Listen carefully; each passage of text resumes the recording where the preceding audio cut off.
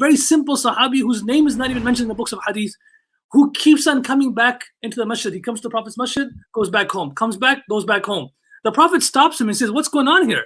Like, why you keep on coming back and going? And he says, Ya Rasulullah, I go home, I remember your beautiful face, I remember your gathering, and I'm restless at my house with my family, so I come back and steal a glance of your beautiful face.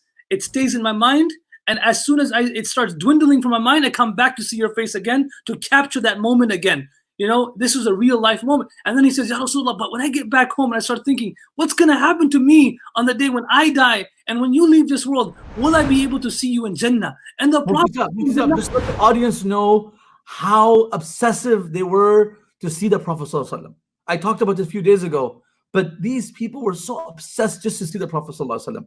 To a certain extent, there are some narrations that even the people who hated the Prophet, when they accepted Islam, they say we could not fill our eyes with the love of the Prophet. So there was like, like people are not used to looking at people for so long, right? Like a spouse after like 5 seconds, oh my God, same person. No. You know, like, why you keep on mentioning spouse examples? I'm going to speak to your wife about this. I can relate to it. I don't understand.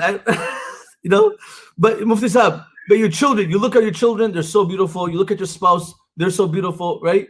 You enjoy it. But the Sahaba enjoyed the Prophet ﷺ so much, they couldn't, like Abdullah bin Rawaha, Mufti Sahab, Miftaah. What happened? He stayed one more salat, he could pray Jummah behind, because he knew he was going to die.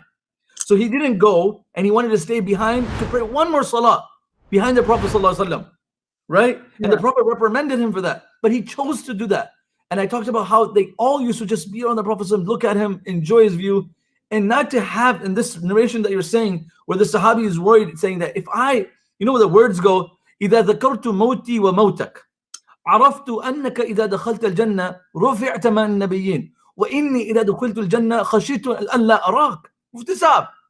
Ajib. Can you imagine he's saying that? He said, when you enter Jannah and I enter Jannah, you're going to be elevated to the next level. I'm going to be this person in an average, From that hadith, you can tell that these people, they already had this confidence in Allah that they're going to enter Jannah. Oh, yeah. They're not worried about that anymore. They're worried about the Prophet being elevated so they can't see him anymore. And then the Prophet ﷺ did not have an answer at that moment.